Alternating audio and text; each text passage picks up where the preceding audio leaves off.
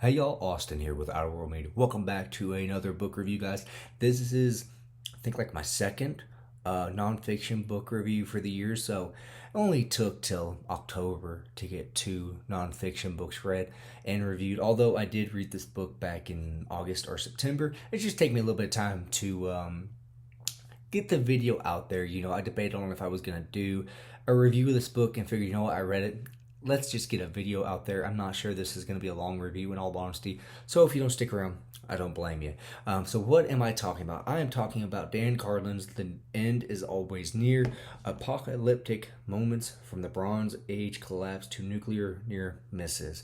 So if you've been following the channel for probably a few months now, you know that I've been listening to Dan Carlin's Hardcore History. I am a huge history buff, so just the different subjects that he covers and whatnot.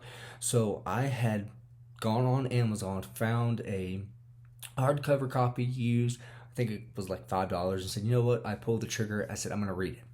So it came in the mail. It took me about a week or so to get around to reading it because I was reading Ghost of Honolulu at that time. So once I picked it up, the best way to honestly describe it, it really felt like I was reading one of Dan's podcast episodes.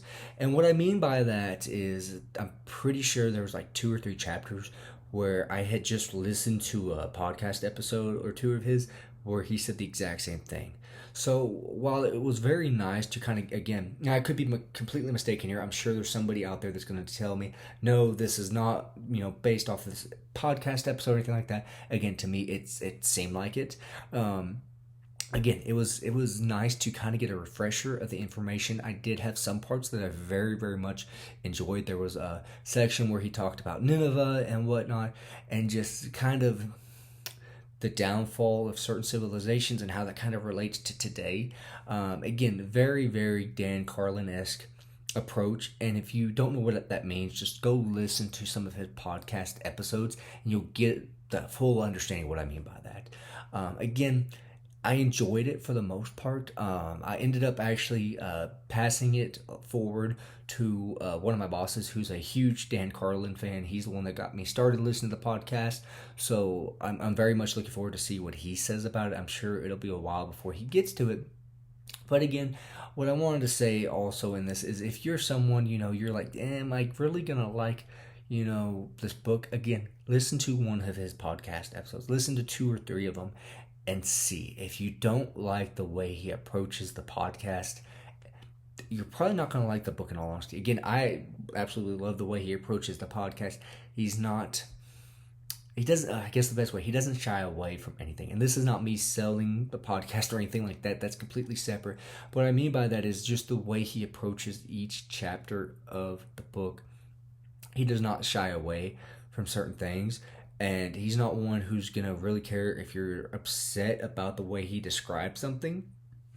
So again, very, very interesting approach to how he's written the book and whatnot. It didn't take me too long to read it. I think it might have clocked in. Let me double check here. I want to make sure. I don't want to lie to you guys. I think it might have clocked in around, 200 pages. Maybe a little under if I'm not mistaken. Let me check here. Hold on. Yeah, about 288 pages. So again, 300 pages, let's say. And again, there were a couple chapters that I really liked. Some I could have gone without, in all honesty. But again, that's just going to be, some nonfiction books. And again, like I said, I enjoyed it. Was it worth the $5 I spent on it? Definitely. So if you do come across it out in the wild, I'd recommend pick the book up. It's not bad by any means, again.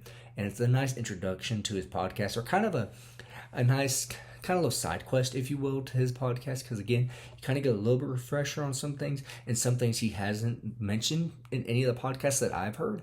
So again, I would recommend check it out if you get a chance. If you come across the book, I would definitely recommend picking it up. As always, guys, y'all stay safe, and I will see you next time.